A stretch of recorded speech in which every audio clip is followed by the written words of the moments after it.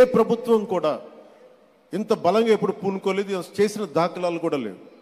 వ్యక్తులు చేస్తుండొచ్చేమో, కానీ దీనిని ఒక ప్రభుత్వం నుంచి ఇలాంటి పథకానికి శ్రీకారం చుట్టినందుకు మనస్ఫూర్తిగా శ్రీ గౌరవ ముఖ్యమంత్రి శ్రీ నారా చంద్రబాబు నాయుడు గారికి మనస్ఫూర్తిగా వారికి హ్యాట్స్ ఆఫ్ తెలియజేస్తాను. ఎందుకంటే 90స్లో అంటే ఒక నాయకుడు, ఒక పొలిటికల్ లీడర్ వచ్చే ఎన్నికల గురించి ఆలోచిస్తాడు, కానీ ఒక నాయకుడు, ఒక నిజమైన ఒక విజనరీ లీడరు వచ్చే తరం కోసం ఆలోచిస్తారు.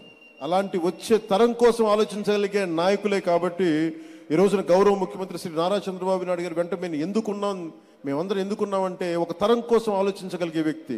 ఇప్పుడు ఒక తరం కాదు, 2-3 తరాల కోసం ఆలోచించే వ్యక్తిగా ఉన్నాం. అందుకని వేదిక పైన ఇక్కడున్న ఈ బంగారు కుటుంబం, ఈ పాలసీకి ఉన్న వాళ్ళందరూ చూడండి, చిన్నపిల్లలందరూ ఇంకా ఇంటర్ చదువుకుంటున్నారు. వీళ్ళందరికీ నాకు పరిస్థితి బాగలేదు, కానీ నా బిడ్డల పరిస్థితి బాగుండాలని ఏ తండ్రికైనా ఏ తల్లికైనా ఉంటుంది. వారికి ఎలాంటి చేయూతనివ్వాలి, ఎలాంటి సలహాలు ఇవ్వాలి, కొన్నిసార్లు ఆర్థికంగా కావచ్చు, కొన్నిసార్లు ప్రత్యేకమైన పరిస్థితులు కావచ్చు, ఏమిస్తే బాగుంటుంది అనేది ఈ నలుగురు కలిసి మనకి అటు ప్రభుత్వం తరపు నుంచి, అటు ప్రైవేట్ రంగం నుంచి, అటు ప్రజలు కలిసి పనిచేయటం, ఇది చాలా చాలా ఒక గ్రేట్ ఇనిషియేటివ్ మనస్ఫూర్తిగా. అది